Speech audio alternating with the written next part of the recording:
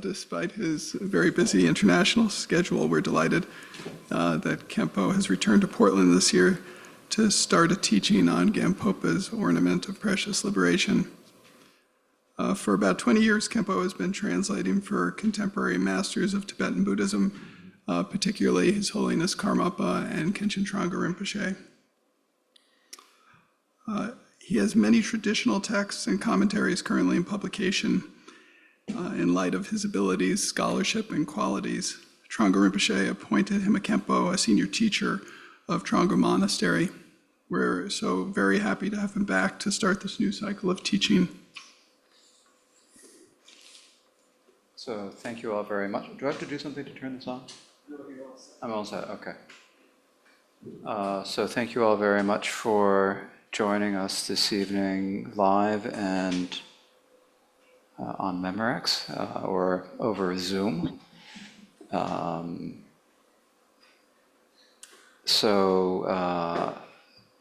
delighted to be back in Portland. I've been coming here almost every year, except for a couple of years during the epidemic, and doing some teaching since, was it 2009 or 2010, something like that? I came here a few times with Rinpoche when he was last few visits to Maine. So I'm very happy to be here again this year. And of course, a lot of the people in our monastery in Nepal think that I'm from Maine because it was at a teaching of Rinpoche's in Maine that they met me. So they always thought I was from Maine, which was, I feel like a compliment. So I'm very happy to be back here this evening. And I'm delighted to see all of you old friends and new. It's wonderful to see a good group of people here, some new faces, some familiar faces, some faces online. If I'm looking over to the side, I'm looking at all of you online, but you think that if I want to look at you, I have to look at that thing.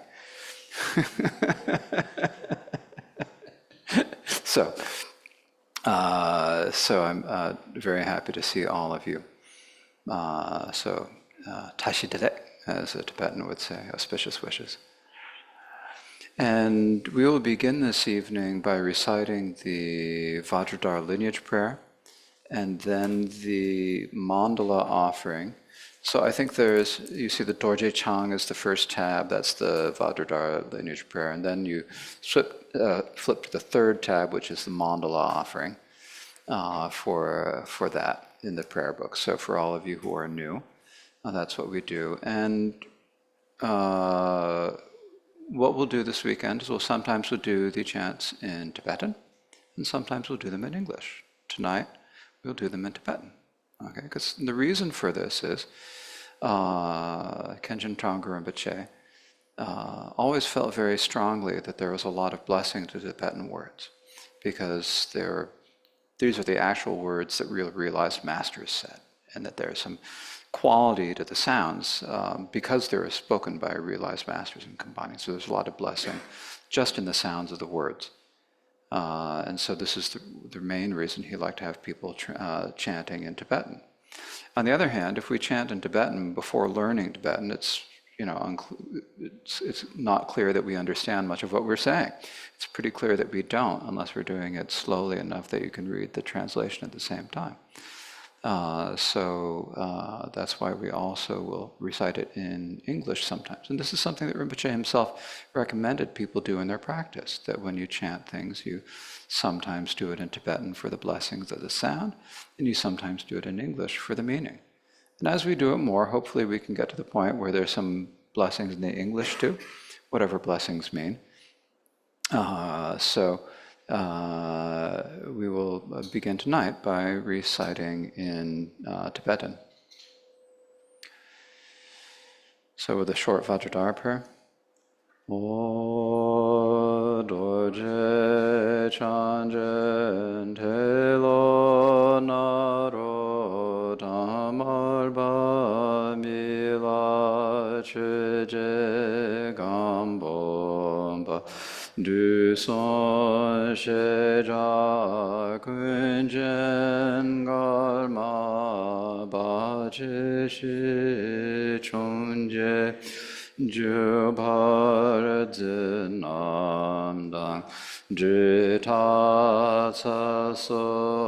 바른루파소사블람 차야 제랑한 예배냐메로근 다보카주라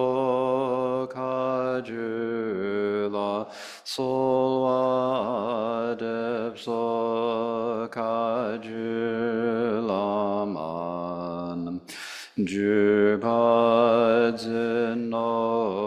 탐타르진지로 셴로 공지 강발 손바신 세놀 그나 자신 메바단 센디드타 주베곰체나니 굴셴바 메바르진지로 무구곰지고월 손바신 맹아들고 제벨람나 준도소와 데베곰체나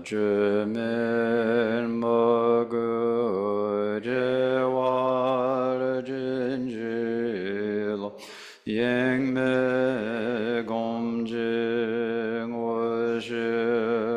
앵매곰징오실손바신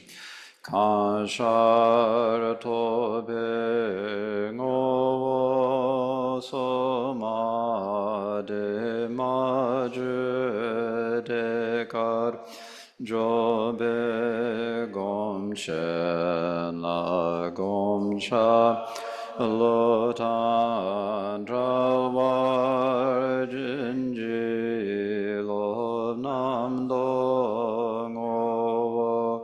주골손바신 지향마인지양 찰와라망가로발 찰웨곰첸나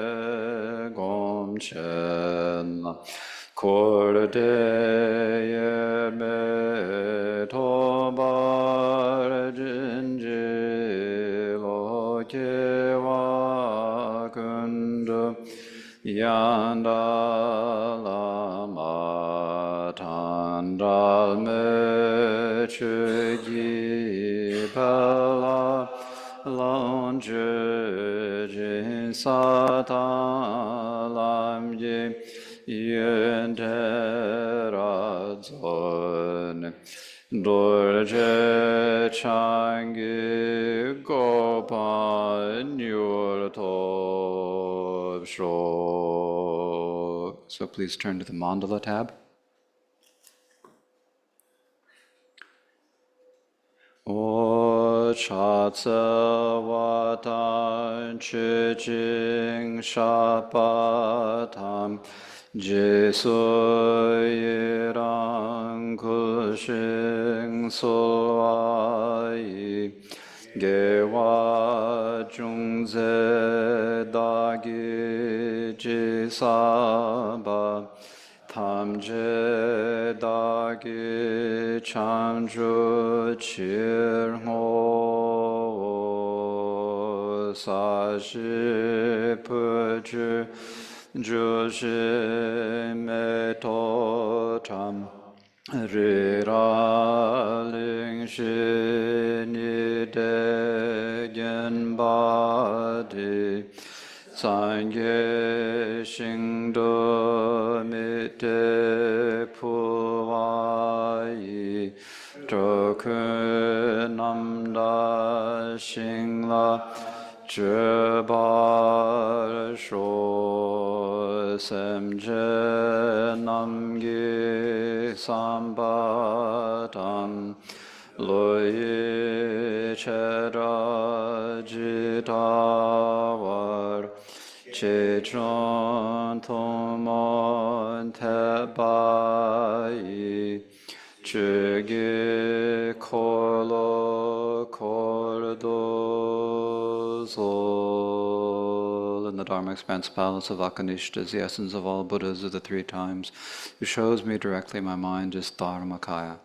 I prostrate to the glorious exalted Guru. Please bless me and all beings that our minds become the Dharma. Please bless us that the Dharma become the path. Please bless us that the path dispel confusion. Please bless us that confusion arise as wisdom. And so, first of all, anytime we do anything, but in particular when we teach and listen to the Dharma, it's most important that we start out by considering our motivation. Because the main factor in determining whether any action is going to be good or not, it's not the only factor, but it's the main factor, is your motivation. If you have a good motivation, then then the action is going to turn out well. If you have a bad motivation, even if the action looks good on the outside, it's not going to end up actually being a good action. So it's important at the very beginning to try to have as good a motivation as possible. And so, I mean, there are people here of various differing amount of experiences. Some of you, I understand, are newer. Some of you have been coming here for many years. And so what's important is to have as positive a motivation as you can, and then try to increase it a little bit. If your motivation is to find peace and happiness in this lifetime, or now, that's a good motivation. It's a very good motivation.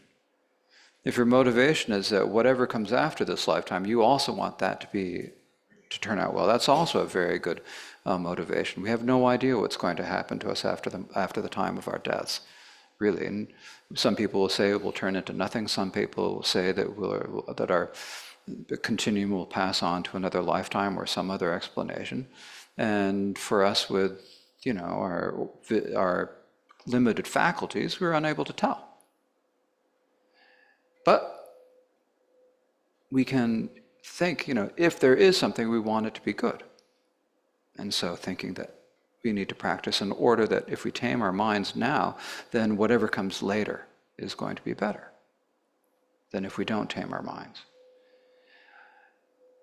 Or we can think that, we can accept the Buddhist idea that there's samsara, that there are past and future lives that go one after another in a cycle of lifetimes. And until such a time as we achieve enlightenment, we're stuck in this cycle of samsara.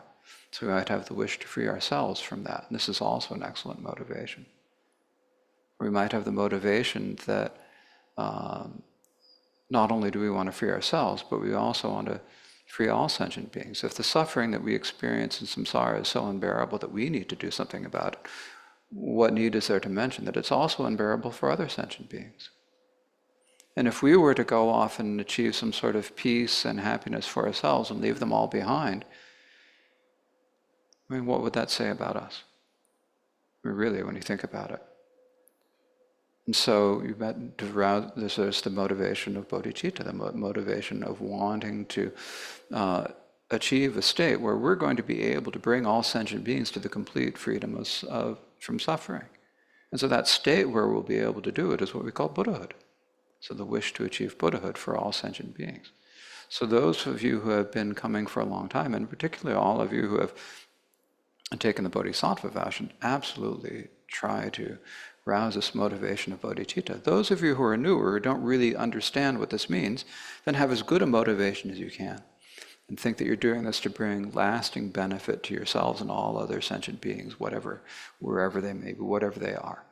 And that is also, it's a form of bodhicitta. Maybe it's not as specific as saying in the Buddhist sense, let's become a Buddha to help all sentient beings, bring all sentient beings to Buddhahood. But it's essentially the same thing. Because if you're talking about bringing beings to lasting happiness, that's Buddhahood. And if your intention is to learn how to do it, and that's why you're here tonight listening to this, then that's bodhicitta. So that's also an excellent motivation. But whatever level of motivation you have, please remind yourself to have a good motivation as we listen to the Dharma tonight. So last year, we completed a cycle of teachings on Shantideva's Way of the Bodhisattva, where we talked about bodhicitta. Some of you have attended almost all or most of those instructions, and some of you, I think, came to a few of them, but not all. And some of you may have watched them at other times on, YouTube or wherever, or read the text otherwise. Some of you may not have been here. At any case, when we finished the teaching last year, Steve said, "What should we teach next year?" And I was thinking to myself, well, if I make a good choice and pick something with a lot of chapters, then I won't have to worry about what to teach. I'll just have to remember, where did we get to? So, the dual ornament of liberation. But that's actually not the main reason. That's like a kind of side benefit. The main reason for that is that this is a really important text in our Karma Kaju lineage. And everyone says it's a really important lineage, and yet we don't teach it as often as we should. If it's such an important text for this, text for us as a Karma Kaju Dharma center, then we need to teach it, right? So it's an important text. But of course, all of you, you have, some of you are newer, some of you are more experienced, and you have different understandings of, the author is Gampopa. So who is Gampopa? Well, it's that name that's in the second line of the Vajradhara lineage, Marpa Mila, Lord of Dharma, the Dharma Lord Gampopa. Okay, so you know his name, but who is he? Why is he important? Why is this work in particular so important? So before we actually get into the text, I'll speak a little bit about the life of Gampopa. So that you have some idea of who he is, why he is so important. I won't go into too much detail, otherwise we won't get through all of the texts that I want to get through this year, but I'll go through enough to hopefully give you a little bit of a feeling. And then after that, we'll start speaking about the text. And before I begin the actual teaching, some people, I've had a few, I had an email or two from Steve ask me, what translation should we look at? There are 5 different published translations that I know of this text of Gampopa, which they appear variously under the title The Jewel Ornament of Liberation, which is the better known title, and then The Ornament of Precious Realization, which is a different translation and perhaps the better translation of the title, although we're all in the habit of calling it the Jewel Ornament. So if you hear me say the Jewel Ornament of Liberation, it's because of habit, not necessarily because it's a better title. So there are 5 different translations. Which one should you use? Or which one am I going to use? And the answer is that I've looked at 3 of the 5 different translations in some depth, and a little bit I've glanced at the other 2 translations, but not enough to really say anything about them. And my feeling is that rather than teaching from a specific translation, where I would feel to myself, well, I have to look back at the Tibetan, and then I have to start commenting on someone else's translation, which is not so nice. It always feels awkward when I'm teaching from someone else's translation, and I say, well, it says this, but. And rather than doing that, I'd like to just sort of read my own understanding of the text. So I'll read a passage of the text, translating it not entirely live, because I've been looking at the text, but sort of translating it live, and then explaining each passage of the text. And you can look at whatever translation you have. There's this one by Ken Holmes. He's a wonderful person, a good translator. This is a good translation. There's another similar version of this translation that was published in another book. So if you have either of these, of Ken Holmes' translations, that's fine. There's also the translation by Dikung Kenshin Kunchut Gyaltsen that came out, must have been 25 years ago, because I remember looking at that. Must have been in the 1990s, and that's also a very nice translation. They each have different benefits and, whatever. And then there's an old translation by Herbert Gunther, which I've just glanced at. Everyone says, the Jewel Ornament of Liberation is such a difficult work, and it's because they started out reading that translation. And he used a lot of words that people were unfamiliar with, and people found it difficult for that reason. I haven't gone back to look at it, because often when I go back and look at things, these old translations, like there's a lot more qualities in it than we would suspect from the reputation. It's not as fearsome as a work, but it is very concise, so it does need some unpacking. At any rate, and then the fifth translation is an old translation by Ken Holmes and his wife Katja Holmes that they published in 1995. So there are 5 translations, 3 by the same translator. 5 published translations, 3 by the same translator. And any one of them is going to be fine if you want to follow along with the book. So if you have a copy of any of the translations and want to follow along with the book, please do. It'll also give you something to refer to later when you continue studying it. Because if I teach now and you understand now, and then I come back next year and we continue with the next with the 3rd and 4th and 5th chapters next year, then you're going to say, "Oh, what is that? Where did we get to? What was that?" And it won't be fresh. So it's important for you to try to review these teachings again. If we're doing a multi-year series of teachings, and I think this will probably take 5-6 years to get through the whole book. If you're going to do that sort of a teaching, then it's good for people next year to review a little bit beforehand, before the teachings. So that's the kind of, the business end of the teaching, talking about the text and things like that. There's more to say about the text itself, but we'll get to that in a few minutes. First, we need to have an idea who Khenpo was. Why is his name in the lineage prayer? And why is this text so important? So, the teachings of our Karma Kagyu lineage were brought from brought from India to Tibet by Marpa the translator. So in the first line of the text of the Vajra lineage prayer, maybe we could look at this. This would probably help you out if you just turn to the chant book. On the very first is the 8 auspicious verses. So turn to the Dorje Chang tab. It says, Great Vajradhara. So Great Vajradhara is like the Dharmakaya of the Buddha, the essence of the Buddha's, the embodiment of the Buddha's wisdom. And the Indian yogi Tilopa practiced and realized, and I won't speak too much about Tilopa or Naropa or Marpa or Milarepa right now, but he practiced hard, he achieved realization, and he was able to see the Buddha Dharmakaya and receive teachings directly from him. And so it's like those are the ultimate teachings that he received. Basically, the teachings of realizing his own mind to be the nature of a Buddha. Then he taught the instructions on how to do this to Naropa, his student Naropa. And if you want a good read, reading the lives of Tilopa and Naropa are really fascinating reads. And then also of Marpa and Milarepa, and they're all available.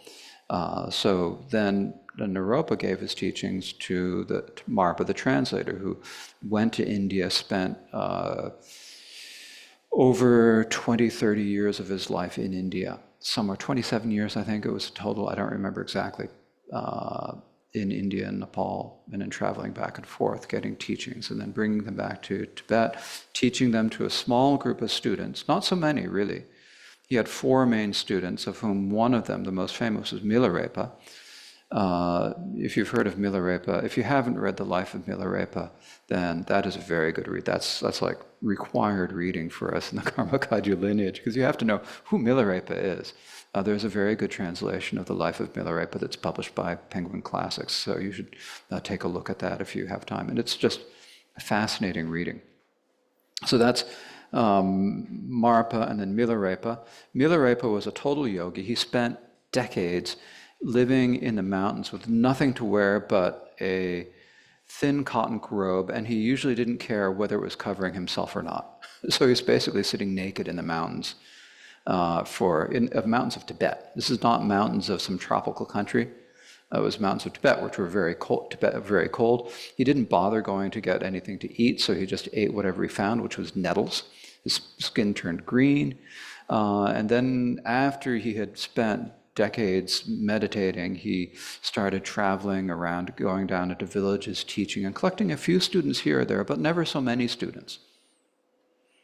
But one of the students was a person called Sunam Rinchen. So who was Sunam Rinchen? This is the actual monastic name of Gampopa. We have so many different names for Gampopa. This is part of the issue of who Gampopa was. Gampopa, So he was a Tibetan doctor. He was born in central Tibet, and he got a medical education. He became very well known in medicine. He wrote a very important Tibetan medical treatise before he became a monk. And he had a wife and he had 2 children. And there was an epidemic that came through. His wife got sick, and his 2 children got sick, and they both passed away. His wife got sick, and she was about to pass away, and she just couldn't die. She couldn't let go. And so Gampopa said, you can let go. She said, you have to promise me that you're not going to marry anyone else, but instead you're going to go off and become a monk. So I don't know what motivated. It sounds like maybe she was just jealous at the thought, or I don't know what it is. But at any rate, it really struck a chord with him. And so after she passed away, he went off and he studied with many masters of the Kadampa lineage. And so the Kadampa lineage was a monastic lineage in Tibet that was very strong in the 10th, 11th, 12th centuries. Very, very important. It's what the present-day Gelugpa lineage kind of developed out of. It's one of the main sources for the present-day Gelugpa lineage. So Gampopa studied with him. He became a monk. He took all the full monastic vows. He studied with many different Kadampa masters. And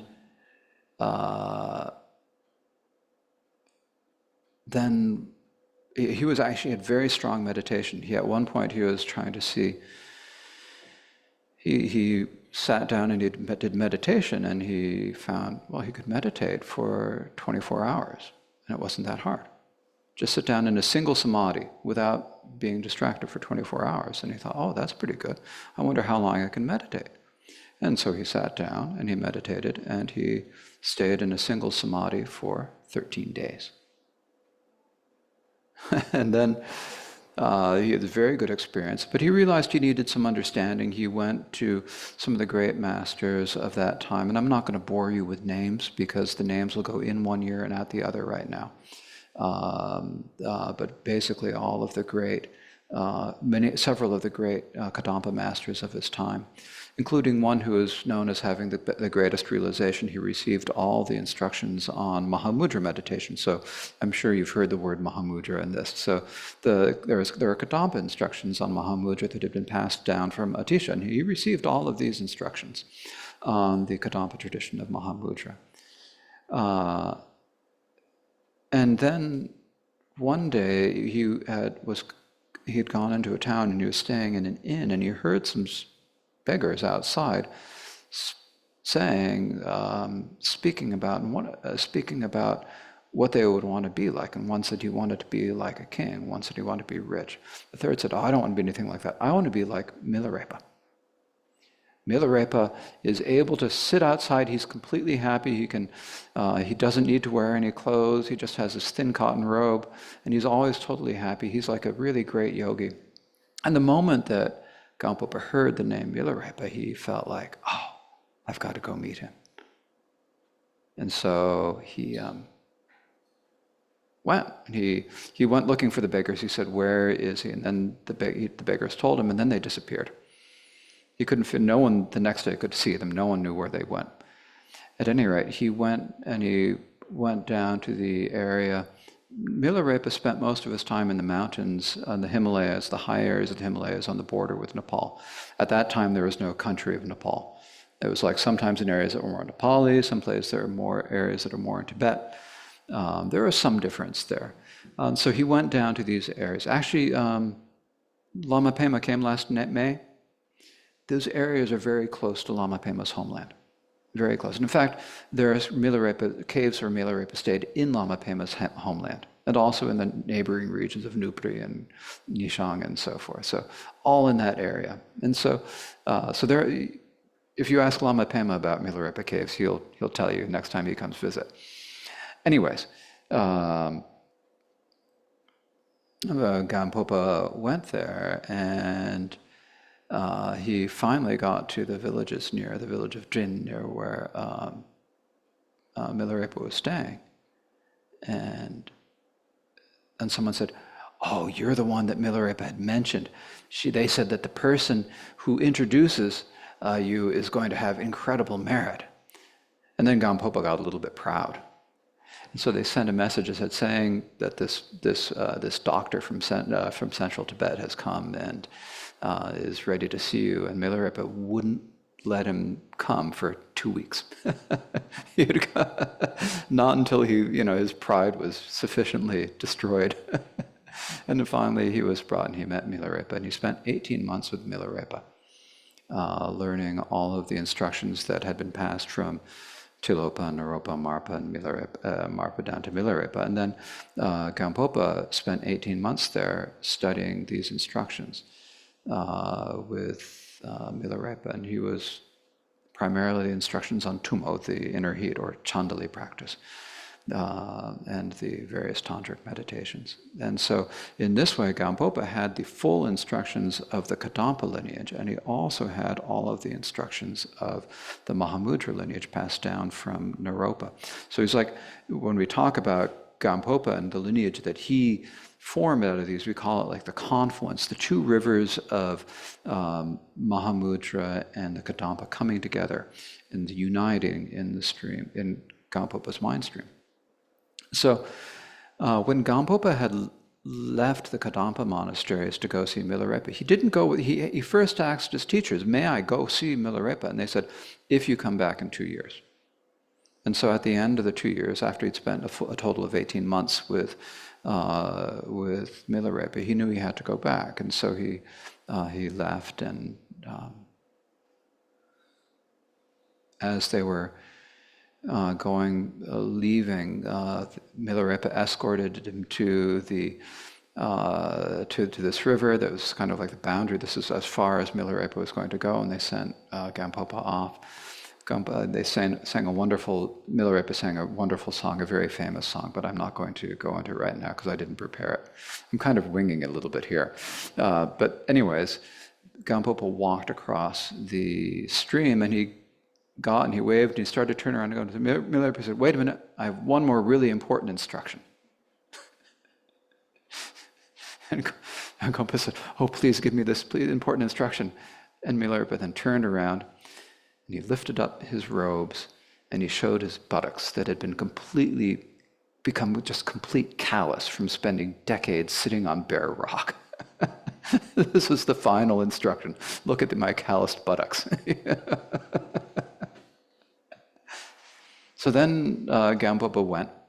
He spent 4 or 5 years in a place called Ulka, meditating on these instructions. And finally, at some point, he actually had real realization of what. So his realization didn't actually happen while he was his full realization didn't happen while he was Milarepa. It happened a few years later after he'd done sufficient retreat. Then he said, "Oh, okay. So like this is the importance of doing retreat. This is why Milarepa showed him his buttocks."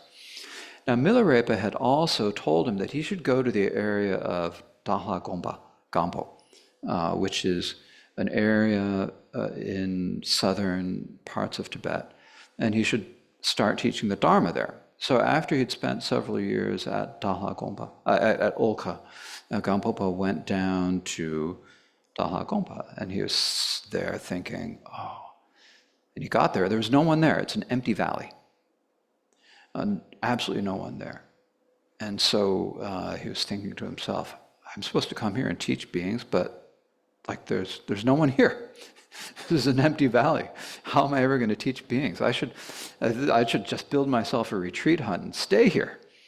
And so he built himself a retreat hut, and he had it ready, and he thought to himself, okay, I'm going to start my retreat tomorrow. And he went to sleep, and he had a dream. Then in his dream, there was a Dakini who said to him, rather than spending 13 years in solitary retreat, it would be better to spend 13 years benefiting beings. So he woke up and he thought, what does this mean? Well, a student or someone arrived looking for him and asking for meditation instructions. Then someone else came. Then other people came. And the word about Gampopa spread, so that gradually there gathered a huge community of mainly monastic people who are practicing meditation And over the course of his lifetime, the remaining parts of life, he founded the Dala Gampo Monastery. It was at the Gampo Monastery in the Dala region. So sometimes he's called the Dakpo Rinpoche because of the region Dakpo. Sometimes he's called Gampopa after the name of the mountain. They're the same person. Milarepa called him, great physician or a teacher physician.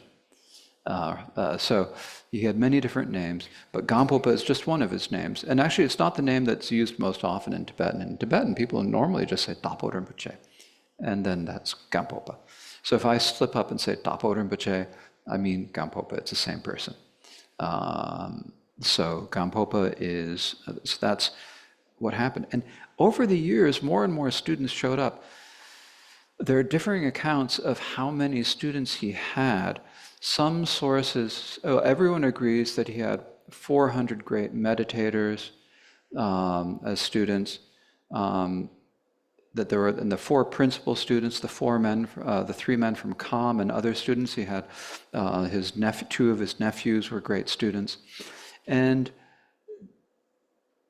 some sources say that he had 16,000 other people meditating, who he gave instructions to, who were meditating in the caves all around the area. The Gyalwang Karmapa this summer gave us a talk on Gampopa, where the Karmapa said that there were 56,000. So there's another source, I don't know what that source is, that says that there's 56,000 students. But whether it's 16,000 or 56,000 people who are meditating, it's just an incredible number of people who showed up. I mean, it's just, and devoted themselves to meditation. And it's not like, they came to Dharma Center once a week. They got the instructions, they applied themselves, they went to retreat, they spent years in retreat. They'd come and ask questions of Gampopa or of his senior students, in particular Gomsul and his other nephew. They would ask them questions. And they have discussion, and then they'd go back into retreat and go back and forth. And so they really devoted themselves to their practice. And what Gampopa said is that it was because of his training in the Kadampa, there are people who are not yet ready for the direct instructions that Milarepa gave. Like Milarepa had comparatively few students. Like he had, a few dozen or 100, 200 students compared to Gampopa, who had thousands.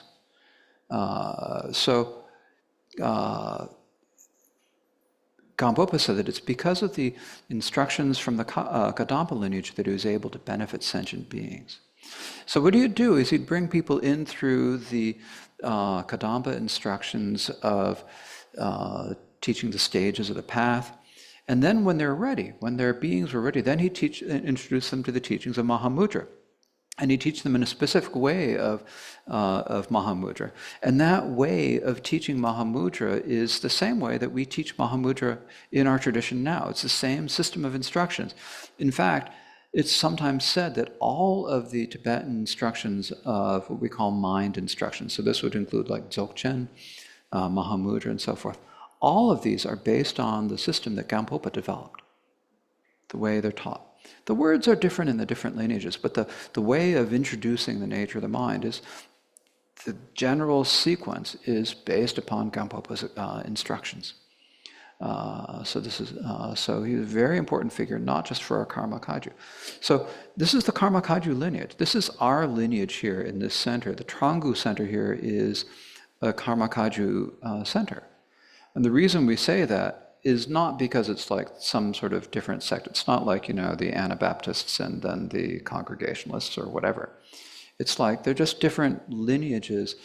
The instructions of all the lineages of Buddhism are basically all instructions that come from the Buddha, but they're passed down through different teachers at different times in different countries. And so you develop different lineages. So we have a Kagyu lineage.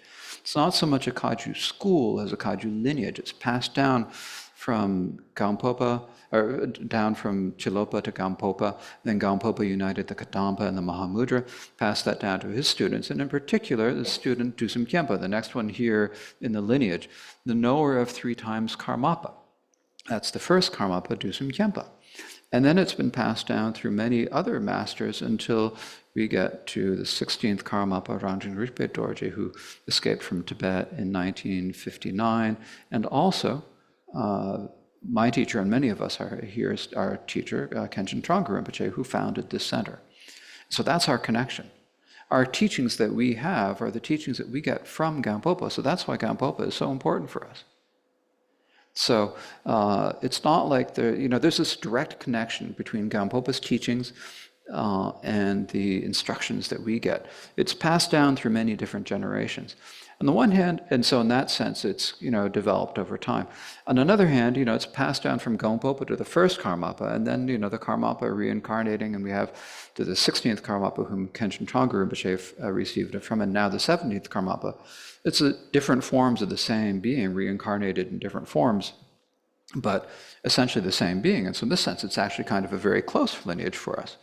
The teachings that I've had on much of the Jewel Ornament, not the entire text, but much of the Jewel Ornament, or Ornament of Pressureless Realization, have come from the Gyalwang Karmapa, as well as some from Khenpo Labu and other teachers.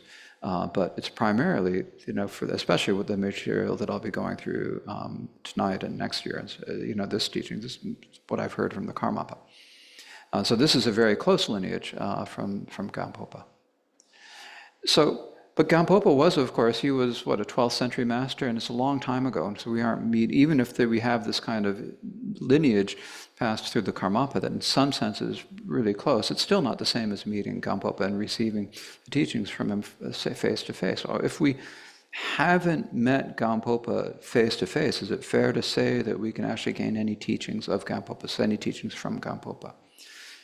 So what Gampopa himself said is that students who he said, those students who have not met me should not feel disappointed. I'm paraphrasing a bit here. Because if you read my two texts, the Ornament of Precious Realization and the Precious Garland of the Supreme Path, if you read these two texts, it is no different from meeting me in person. So, this text that we're going to go over is a text that Gampopa said. If you read it and it's the same as receiving teachings directly from Gampopa. So this is one of the reasons why this is such an important text, and why Gampopa was such an important figure. Gampopa was like a real person. We have to we read these. You look at them in the pictures and the tankas it kind of looks kind of flat, almost cartoonish sometimes. In the tankas, the pictures, do we have Gampopa up here someplace? Or the lineage? Anyways, if you have the lineage tree, which is back is that in the corner back? I can't quite tell. If you see a picture of Gampopa, it looks kind of flat. But Gampopa was a living person, and he was a really dynamic teacher. He would introduce people to the way he would introduce. There are a couple of stories that the Gyalwang Karmapa gave in a talk this summer about how Gampopa actually introduced people to the nature of their mind. And so I thought I'd share a couple of these stories before we get into the text. And just so you can get a sense of he's not just some sort of cartoon, he's a real person. So there was a teacher named Ramdun Tumpa. So Ramdun Tumpa was, he went looking for a teacher. He had been, he was naturally able to remember 13 of his previous lives, and but due to circumstances, he was when he was 18 years old, he lost his mother lost all his possessions. He was kind of cast out. He went looking for a teacher and met a Nyingma teacher who recommended he see another teacher, but he was not sure about the Nyingmas, and he was asking around, well, who are the teachers who are in the new tradition, the Sarma tradition, who are good? And when someone mentioned Gampopa, his hair stood on end. And then, so he thought, I better go see Gampopa. And then he lay down to sleep at night. And when he had this really strange dream where this Dakini, this kind of scary woman, came to him in the dream and said, if you want to go see Gampopa, come with me. And he felt like he was being brought, traveling in this dream, over to Dalha Gampo, where Gampopa was. And when he woke up, he found himself there, on the ground, right in front of, the monastery. And, it's like he had just woken up and got out of bed. He didn't have any shoes, he didn't have any belt. because he had taken them off to go, but before he went, he ended up there with just, his robes all disheveled. And he went and he found the hut where Gampopa was staying, and he went in. There was Gampopa sitting in the middle. In front of him in meditation, there were 4 monks reading the Prajnaparamita Sutra in 8,000 lines in front of him. On one side, there was a stupa of enlightenment. On the other side, there was a red, like a red curtain concealing something, and the soft murmuring sound like someone talking inside of it. And he went inside and he saw this. And then one of the attendants said, you weren't invited in, get out of here, and kicked him out. And he went outside and he sat down, and it's like he stopped. His mind just stopped. Like his body was paralyzed. He couldn't move. And he sat there the rest of the day. At night, this young monk came over and tapped him on the head and woke him up from this and gave him some soup, but he still couldn't get up. So this happened for a week. And then finally, at the end of the week, he kind of broke out of this state. And they invited him back in. So he went back into the same scene as before. And then they opened up the curtain around, so there was Gampopa and the stupa and the 4 monks preceding, and the curtain, the red curtain. They opened up the curtain, and there was a woman. She was red in color, naked, really disheveled hair. And there was Gampopa, and it's then Gampopa's body just shone some light. It shone a lot of light, and it transformed into this huge stupa. Shining light rays, and on top of the stupa there are all these different forms of Gampopa doing everything conceivable, walking, singing, dancing, jumping, all sorts of things. Anything you could think of doing, there are these forms of Gampopa, they're doing that. And so then he got it. He realized what the nature of his mind was, and then he became very devoted to Gampopa and continued meditation. So that's the first of these stories about Ramden Tumpa. The second story was about a monk who spent 12 years in the Kadampa tradition studying and studying and studying, and he just never felt like he was getting it. So then he went to another master, and he spent 12 years meditating, but he just couldn't meditate. He couldn't. His mind wouldn't stay. Nothing worked. And he was feeling really discouraged and thinking, there's nothing I can do. And then someone mentioned Gampopa, so I thought, well, maybe this is the only hope that I have. And so he went down to Dahala Gampo, and he asked to see Gampopa, and he saw Gampopa, and Gampopa said to him, what good is a mind that's at rest? What problem is a mind that's not at rest? Why bother with it? It's like the sun, like the clouds and the sun. It doesn't matter if they're clouds or not, the sun still shines. It's like, I thought, oh, that's something. Kind of didn't think about it. He went out and he stayed there for a few days. And he doing a little bit of meditation. Then he was finally able to sort of get a little bit of experience of shamatha meditation, of just resting. And then they called him to, Gampopa wants to see you, so he goes up. And it's like, and whenever you're called up to see a great lama, it's like, there's always a little bit of, and so he goes up, especially, probably someone like Gampopa, who must have been pretty impressive in many ways. So they go, and he gets up to Gampopa's quarters, and they say, you sit outside. You sit right here, right before the door. So he sat down there, and he started meditating, and he's meditating along. And then Gampopa's 2 attendants, one of them started, do you know about sang, the smoke offerings? It's kind of like doing a smudge. You get a lot of juniper and scented things, and you make a lot of smoke. Well, and to do an offering. And so this monk made this huge smoke offering, like billowing smoke, and blowing it right in this guy's face. So getting all this smoke. And the other one, doing the same, took a pail of cold water and threw it on his face. And at that very moment, he got up in a start, and then Gampopa came out of the room. And so I saw that Gampopa just, his mind stopped. And he got it.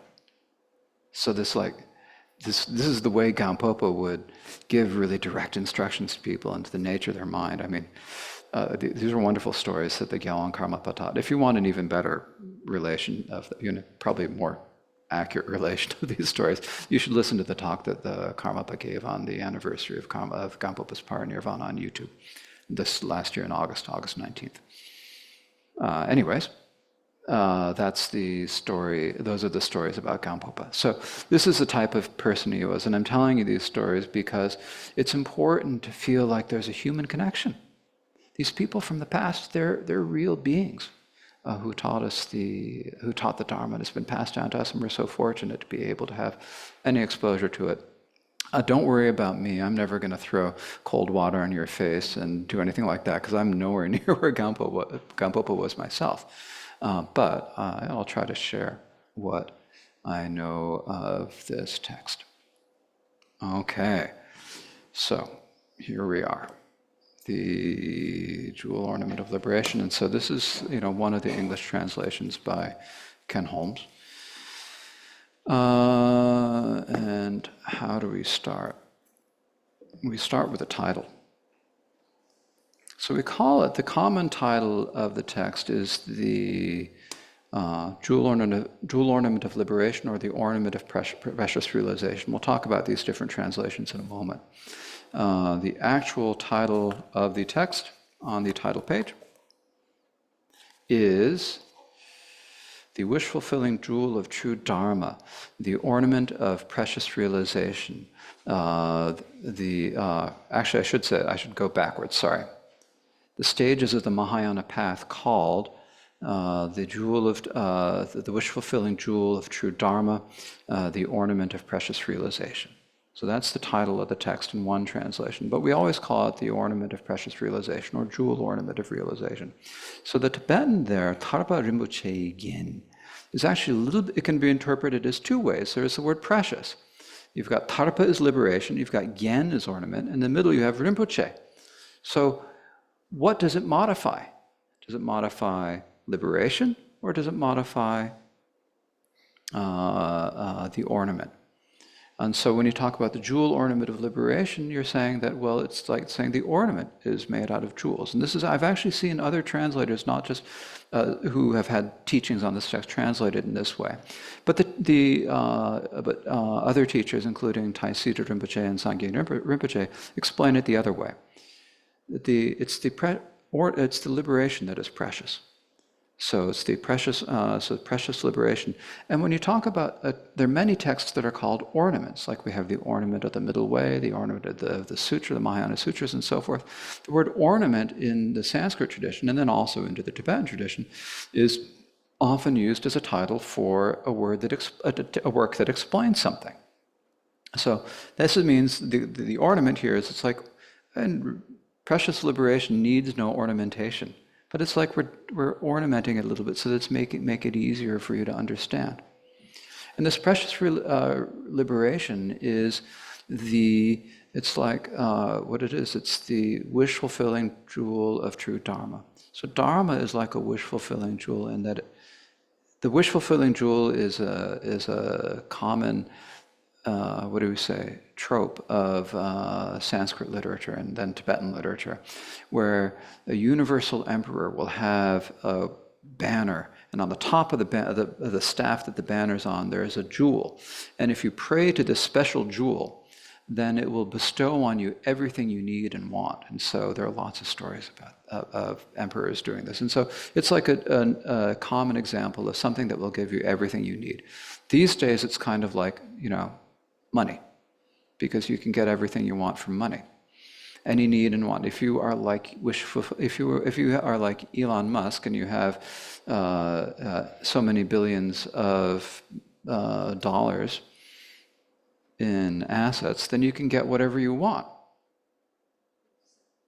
Right. So this is like, money will buy you almost anything. So any physical thing that you want, you can get with money. And similarly, anything physical thing you want, you can get from the wish-fulfilling jewel. But what we really need and want is the Dharma. That's what really gives us, because what we really want is not something material. What we really want is happiness. And the only thing that's going to bring us real happiness is the Dharma. I mean, the Dharma here, you can think about it in like an inclusive sense of any spiritual practice that helps you be moral, be a good person, and tame your own mind, avoid doing any misdeeds. That's Dharma. In particular, the Buddha Dharma, we call it the true Dharma, because not only does it bring you temporary happiness, it also brings you to Buddhahood. So the wish-fulfilling jewel of true Dharma, the ornament of precious realization. So that's the title. Okay, so now we get to the actual text. And if any of you have copies of the book, you can follow along if you find it at all useful. If you don't have copies of the book, that's okay. Actually, if someone wants to borrow this copy of the book, anyone want to borrow it? Okay. You might find, I don't know if it's going to be helpful. Because I'm going to be going through with my own. You'll get it. Okay.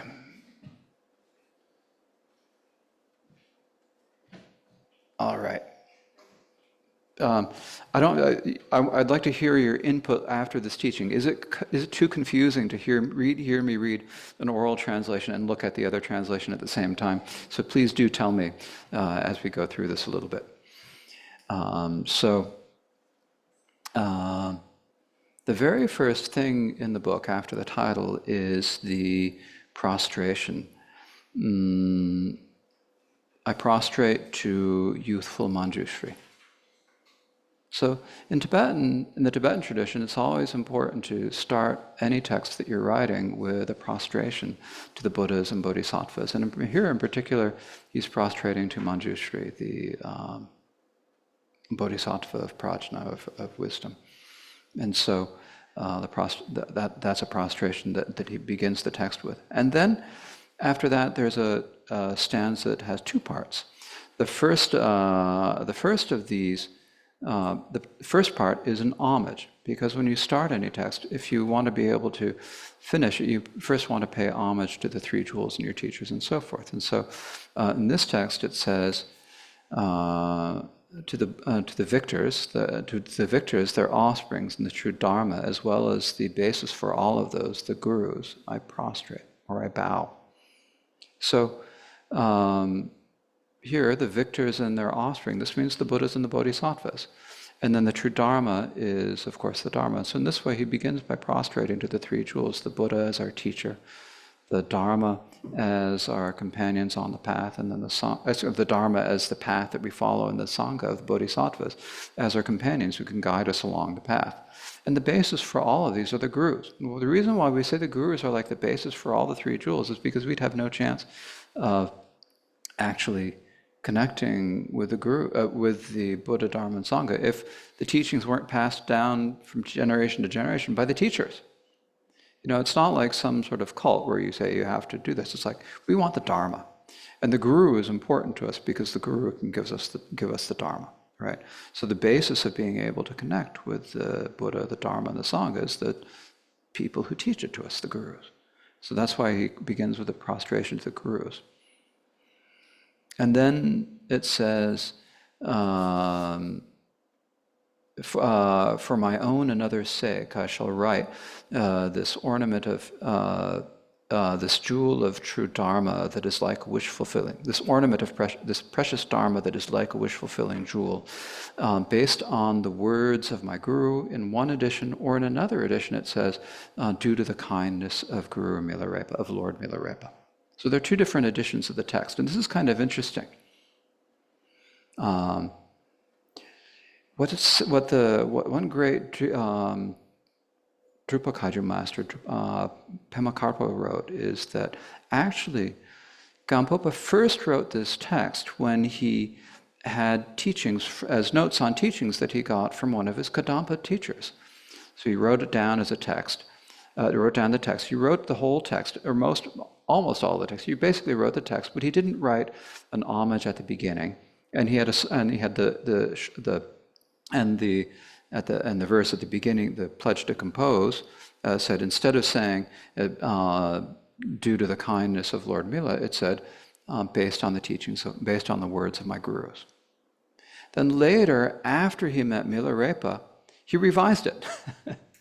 He added some parts in the section on the chapter on the 17th chapter on transcendent prajna that speak about the teachings of Mahamudra, directly about those. And he also changed this this verse so that instead of saying based on the words of my guru, it's due to the kindness of Milarepa.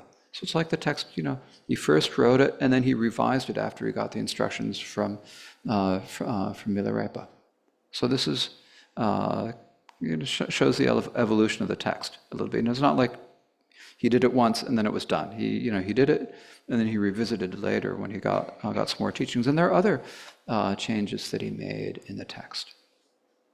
Okay, so that's like the first part.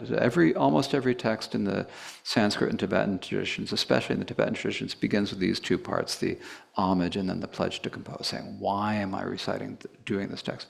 And he says why he's doing it is for his own sake and for others' sake. His own sake, so he can kind of systematize his thinking about the stages of the path, and for others' sake, so that they can also understand. So this text, when he's talking about teaching the stages of the path, as it says in the title, there is a genre of texts in the Tibetan tradition called stages of the path. And usually they teach the stages of the paths of the three different types of individuals. Individuals who want to practice for the sake of happiness in the next lifetime. That's the first, the lesser type of individual. Then there are teachings. Then they give teachings for individuals who want to achieve nirvana, like the teachings of the foundation vehicle. And then the third path is the path for people who want to teach the Mahayana vehicle. So this is a teaching on the stages of the path, but it doesn't include the teachings on the lesser or the middling individual, but only about the greater individual, those beings who want to achieve Buddhahood for the sake of all sentient beings. So it's a Mahayana text, and he doesn't bother teaching about the first root. He leaves those out, but he leaves those out of this teaching, or of this text. So we're talking primarily about how are we going to practice the Mahayana Dharma from beginning to end. What do we need to know in order to practice the Mahayana Dharma from beginning to end? It's giving like the entire framework of the path, primarily based on the teachings in the sutras, but there's a little bit brought in from tantric teachings as well. So this is what do we say? This is like the whole scope of the text. It's one of the reasons why it's so important for us, because when we're practicing, you have to have some idea of where do you start, how do you go, where do you get to, what is it that we're doing, why are we doing this text, why are we doing these practices. And so by going through a text like this, you get a good background on what do you need to do, what are the steps on the path, what do you need to practice, what do you already have, what do you need to get, what do you need to find, and how do you practice. So that's what this text is about and why it's so important for us. So now we've come to the actual beginning of the text, and it says, in general, all phenomena can be are included in either samsara or nirvana. So all phenomena are included in either samsara or nirvana. So here, what this means is that like everything you see, everything we experience at any point in time is going to be included in these two parts. So everything is either samsara or it's nirvana. It's like, and there's nothing that's not samsara or not nirvana. And the question is, well, what do we mean by samsara? It's like our bodies, the environment around us, the other people around us, everything that is produced by karma and afflictions. All of the sentient beings, the worlds that we experience as ordinary beings, that is all samsara. And then nirvana is the nature of all of these, which is emptiness. And we'll talk a little bit more about emptiness in a few minutes. The nature of all these is emptiness, as being something that it's not really what you think it is. It's not nothing, but it's not. The appearances that we see are all actually deceptive. Things do not exist the way we see them. There's nothing that you can identify as being the things, and that is their empty quality. So that is the nirvana. You've got another way of looking at it is there's the appearances of the different realms of samsara. In particular, right now we have these appearances of the human realm and of this slice of the human realm in Portland, Maine. But also the appearances that occur to animals, the appearances that any other sort of sentient beings. Like when we were talking about at the beginning of the lobster, the life release this afternoon, I was kind of joking a little bit, saying, well, what is it like to be a lobster? What is it like to perceive the world as a lobster? How do they actually? What is their vision like? There's no way we can actually understand what their vision is like, and it's like you might think that it's because they have completely different sensory perceptions and processing and things like. It's because they have completely different karma that produced that result of being there, and so they experience the world in an entirely different way than we do. That way they experience it as samsara, the way we experience it as samsara. So that's samsara. And then there's the nature of that is that nothing really exists as we think it does. As what the lobster sees is not real, what we see is not real. There's nothing that can be identified. There's emptiness. So that's the nature, and that's the nirvana. So all phenomena. So in general, all phenomena are contained or summed up or contained in either samsara or nirvana. Well, so then the text continues. Of those two, so-called samsara is empty in nature. Its aspect is confusion. Its characteristic is that it arises as suffering. So here he's saying three things. So when we talk about samsara, its nature is empty. Ranjin Tompani. Its nature is emptiness, I should say, not empty. Its nature is emptiness. So the nature of samsara is that although we see things as being solid and real, there's nothing real or solid about them. They're just actually appearances that are like the appearances we see in the dreams. In dreams. There's no essential difference between the two. It's just they seem really solid to us, just as the lobster's appearance seem really solid to the lobster. When you clip the fin, the tail fin of the lobster, it feels pain, right? And it bleeds. It feels pain. It's happy to be released in the water, but it does feel pain when we notch it. And that experience, though, there's nothing real about that experience. When we experience pain, there's nothing real about that. When we experience happiness, there's nothing real about it. But we get especially attached to the things we like. We think they're real. So that's, but the nature is emptiness. The aspect is confusion. See, aspect here is the way it appears to us. And the aspect is kind of a technical word that we all use for this Tibetan word. That's why I'm using it right now. Basically, what it's saying is that the way everything appears to us is confusion. We are mistaking things for being something that they're not. So the Tibetan word trulpa, many different ways that it's translated. I think in the Ken Holmes translated, translation translated as illusion. A lot of people translate it as delusion. What it means is that you're mistaking something for being something other than what it is. You're mistaking something that's not real and solid for being real and solid. You're mistaking something that is not pleasure for being pleasure. You're mistaking something that is not inherent pain for being inherent pain. So there's nothing there. This is the mistake. So the confusion is like mistaking one thing for another. You're confusing what is a flow of interdependence that appears in many different ways for being solid things. So that is confusing them for being that. So that's why I use the word confusion. So the aspect is confusion. And its characteristic is that it arises as suffering. It occurs as suffering. And this is the hard one. And later on we'll get to speaking about the nature of the three types of suffering. But essentially it's saying that all of the experiences that we have are essentially suffering. We've got three types of suffering. We've got the suffering of suffering, which is the physical pain that we experience.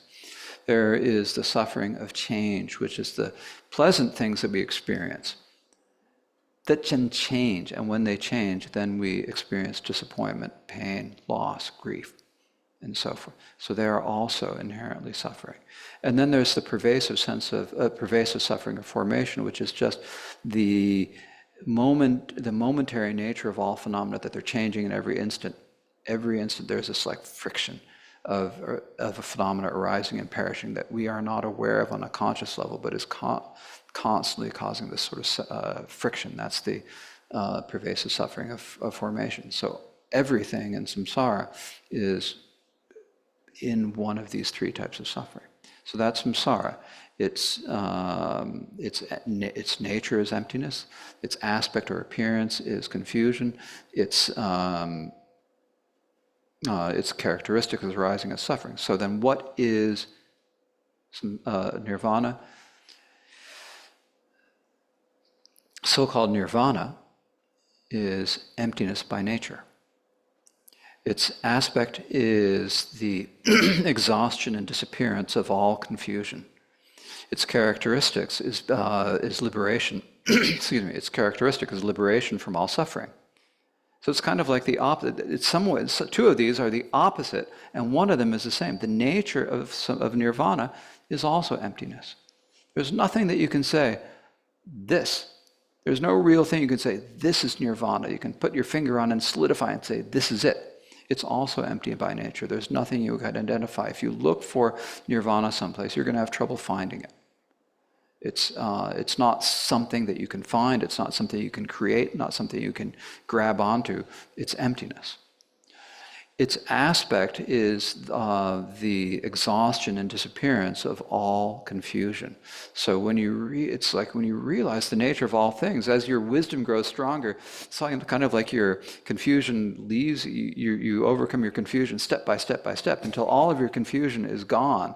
And then when there's no confusion, then you have nirvana. So that's the appearance, the exhaustion and disappearance of all confusion. And then its characteristic is the liberation from all suffering. So this all suffering here includes not only the suffering that we experience, but it also includes the suffering of any subtle form of ignorance. The freedom from all suffering here means the state of Buddhahood. It doesn't include the partial nirvana of like an arhat. There's still ignorance there when you're an arhat. You haven't overcome all the cognitive. I'm going off the deep end. I'm sorry. You haven't overcome all the cognitive obscurations. You still have ignorance. So the only true happiness where you're completely free of all ignorance is a state of Buddhahood. And that is the true level of nirvana. So when we're talking about nirvana here, we're talking about the state of Buddhahood. We talk about, if you read the Theravada tradition, they talk about nirvana as being like a state of being free of all the afflictions or kleshas, all of the greed, hatred, delusion, ignorance, and so forth.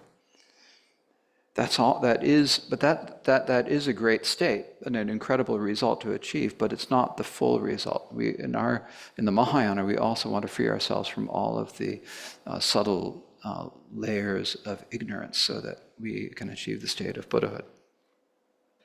Okay, so that's samsara and nirvana. Basically, both are the same in being emptiness by nature, but they're different in that one appears as suffering, or that appears as confusion, it appears as confusion, it has the aspect of suffering, and the other is free of confusion, free of also suffering. So the question is, why are we still suffering? Why are we confused? Who's confused? What are we confused about? Why is that? So this is the next part of the text. So if we're confused, so it says, regarding that, so the one who's confused about samsara, who's confused about samsara? If we confuse things into being samsara, if it's out of samsara that we're confused, well, who's confused? And the answer is, all of the sentient beings of the three realms are confused. So sometimes you've probably talked about the 6 realms of samsara. We also talk about the 3 realms of samsara. In Sanskrit and Tibetan, they're different words. Sorry, in English, we translators have not been precise enough. But you can talk about three realms: the form, the desire realm that we're in, the form realm, which is where beings who've developed a really strong shamatha meditation are able to be reborn, a particular type of shamatha meditation. And then the formless realm, where beings who have an even higher levels of worldly meditation are reborn. So these are the three realms of samsara. We don't have to worry about it too much. Basically, when you say the three realms of samsara, you're talking about all sentient beings. So all, everywhere any being can be reborn. So all sentient beings in any universe, in any form, in any level of existence. So then, what basis are they confused about? What is the basis of their confusion? And what they're confused about is emptiness. They're mistaking emptiness.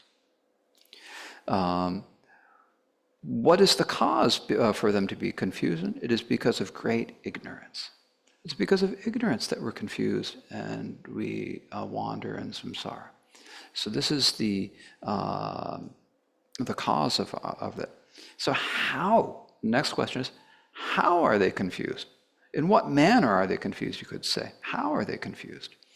What are they confused into? Or what manner do they confuse it? Sorry, they confuse it for being the objects of the six realms of sentient beings, right?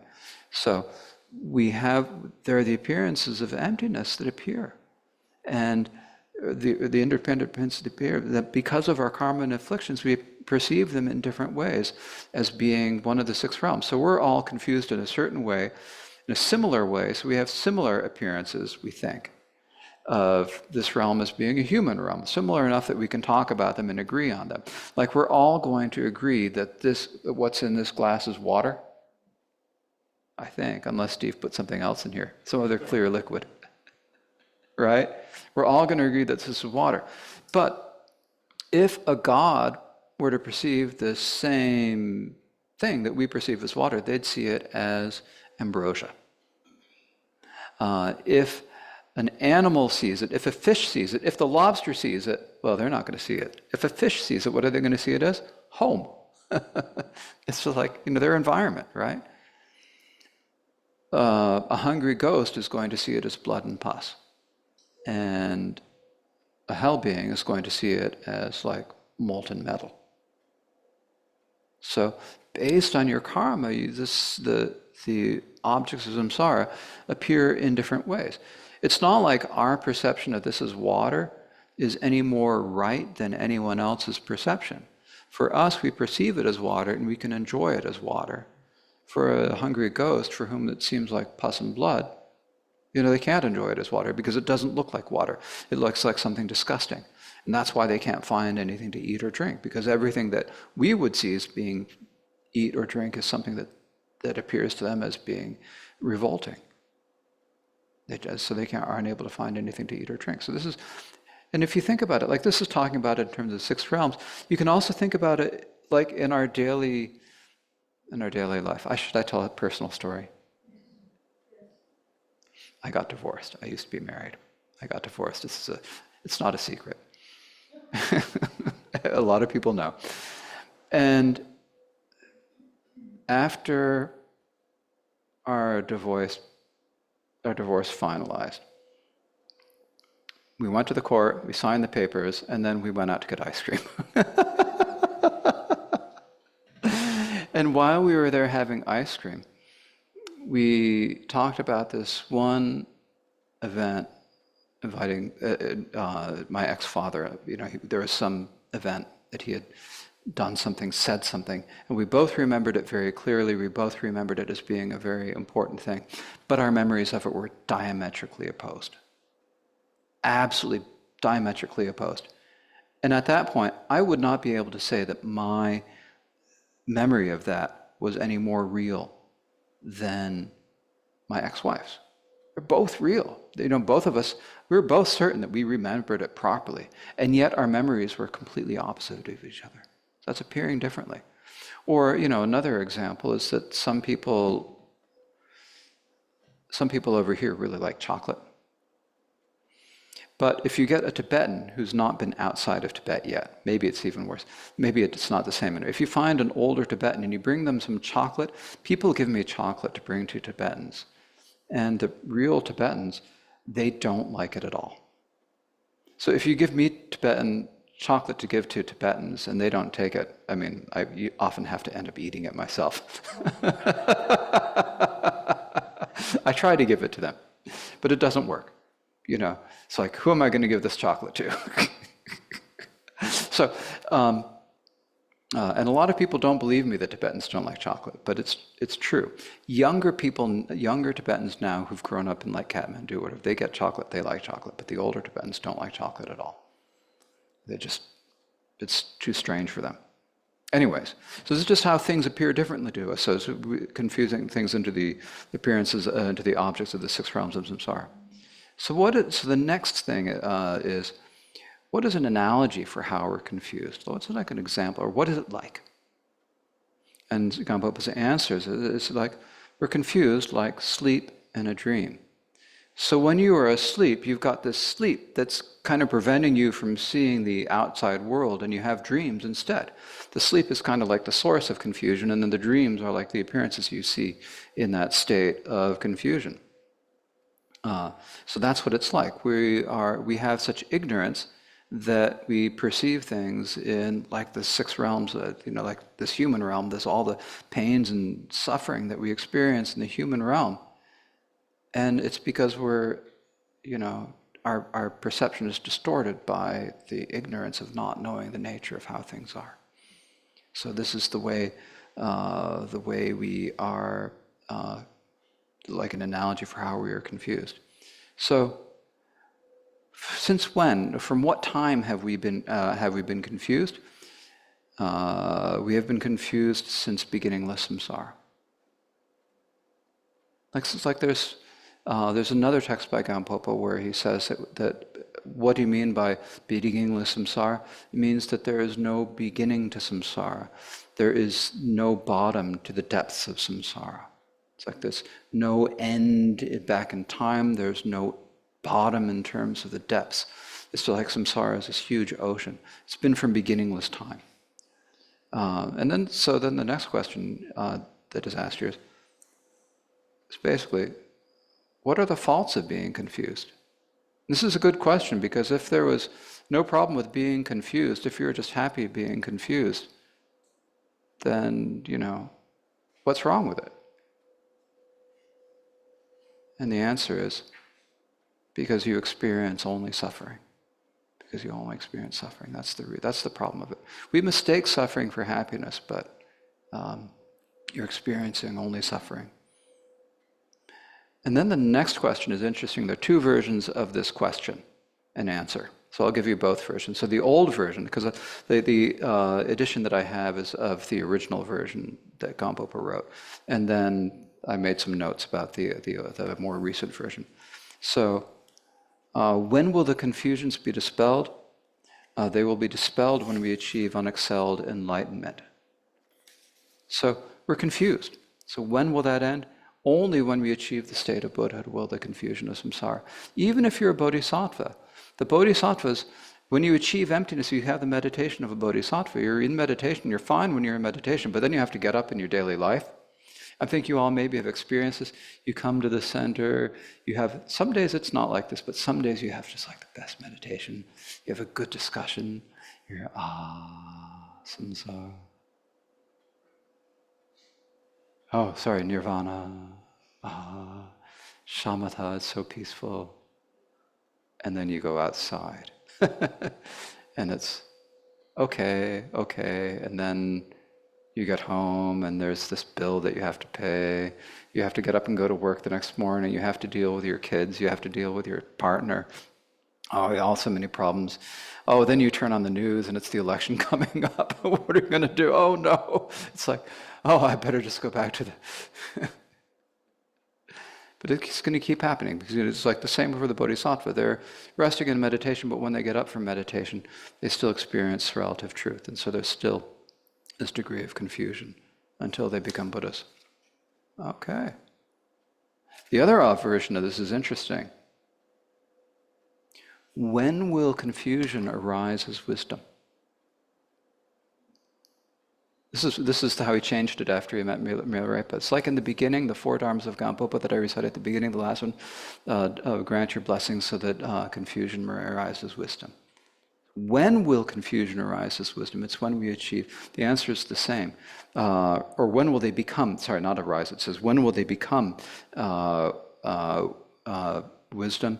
They will become wisdom when we achieve unexcelled enlightenment. It's the same thing. Basically different ways of expressing the same thing, but the second way of when will they become wisdom? It's like we have confusion. We always think that we need to dispel confusion. We need to get rid of our problems. And when we talk about it in Buddhism, we often talk about like you have to get rid of suffering, you have to get rid of your hatred, you have to get rid of this, you have to get rid of that. But you can't. The point, what we have to do in our practice is it's not that we have to eliminate anything. We don't have to change anything ultimately. What we really have to do is we have to see the nature of what they are.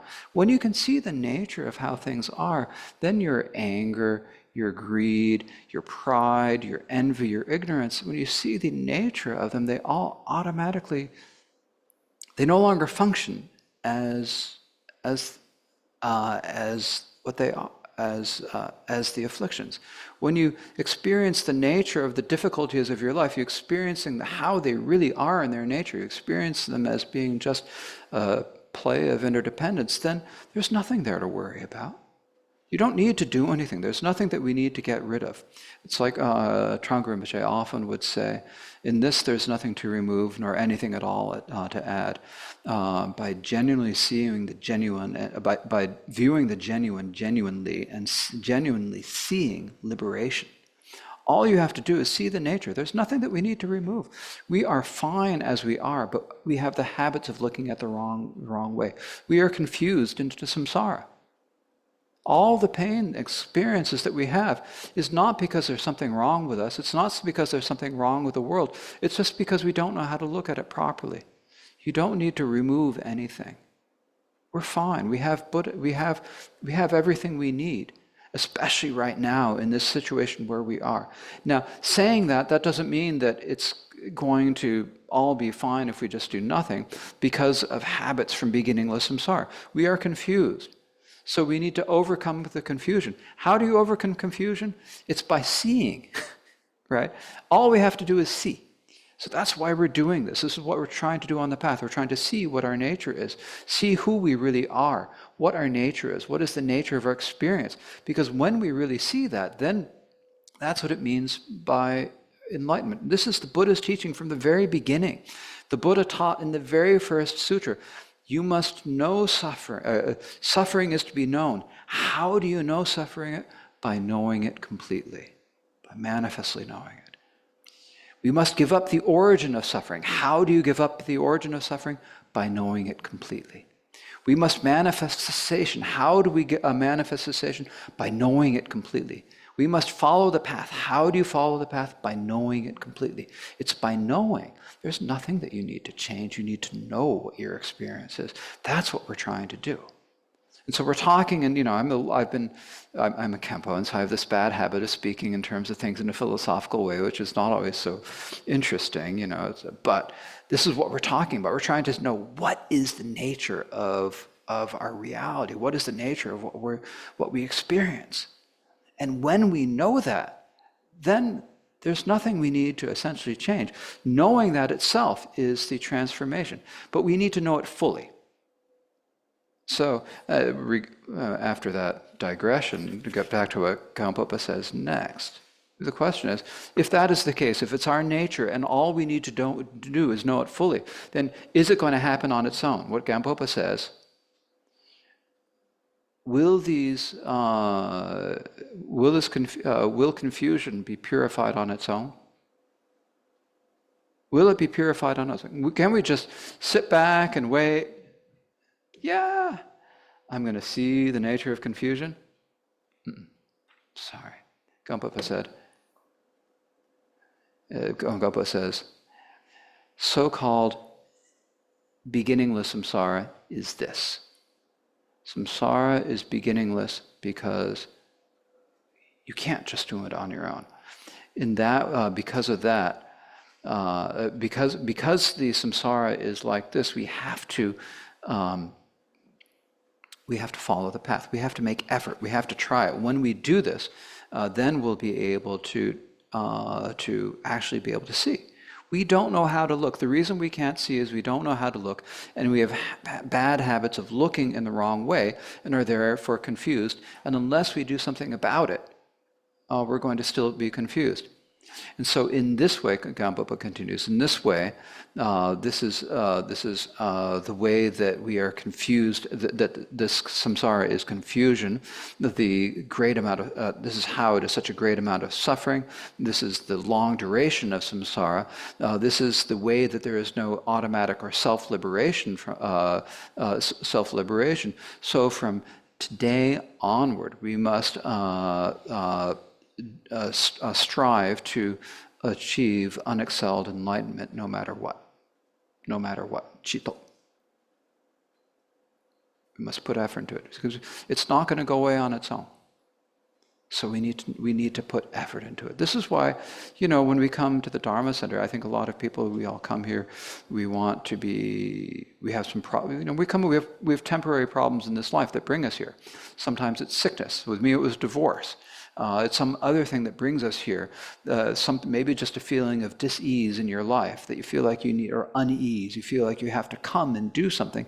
Something's not right. It's, at the very least, if not some sort of personal calamity or catastrophe, it brings you here and you feel like you have to do something about it. This gets us going. And this is good. This is where we start. But we have to remember that this is just the beginning. We need to, of course, anything we do is going to benefit us. Any practice we do will benefit us in this lifetime. Maybe. It might benefit us in this lifetime. We have to strive to do what we can to help ourselves in this lifetime. And the greater our focus is, if our focus is on the perfect enlightenment, the state of Buddhahood, then the greater a chance that we will actually be able to really get something out of it, the greater benefit it will have. So this is why we need to strive as hard as we can. Striving as hard as you can, if you are not yet really convinced and you start trying too hard early on before you have confidence, it's really hard because you don't know what you're doing. And you might overshoot yourself and then get disappointed. So you need to go step by step. It's not like you can expect to be practicing like Milarepa, sitting outside practically naked in a freezing mountain, go up to Mount Katahdin and find a cave. If they let you stay there, sitting there, just a bare piece of cotton, barely covering your private parts, or not covering them if you're not feeling like it. Sorry, you're going to get cold. You're going to have a hard time. It's not going to work. So we have to go through step by step. So right now, it's like you're starting in the Dharma Center, doing some study and practice and thinking about it. And then you keep going and it gets a little bit more and more. So that's kind of like the progression. You start where you are and you work with what you can and do what you can now in the context of your lives. And at some point, then it begins to feel like to you like you need to do something to change the circumstance of your life, and then you do it. But you need to find certainty and inspiration in the situation you are in now. And so that's why it's important to do this and these things. So let's see. Maybe that's a good stopping place for tonight. This is like the introduction to the text. And then we'll have the rest of the text. Next comes to a what do we say? Next we have like a brief presentation. It's called, in the Tibetan they always call it the body of the treatise. And the body of a treatise in the Tibetan text is always like really short. And then you have the extensive explanation of all the branches, which is the bulk of the text, what we normally call the body of the text. So we'll talk about the body of the text, and then we'll get into the main explanation of the different chapters tomorrow.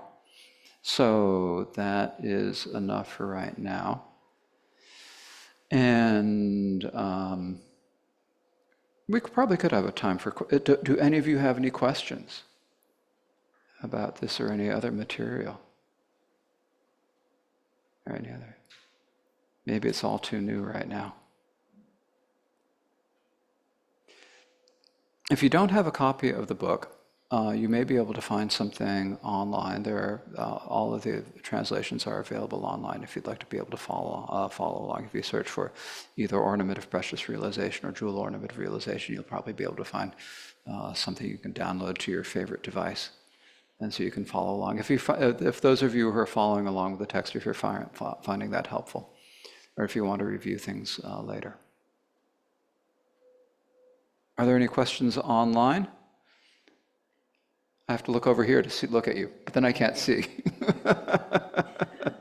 No questions online? Okay.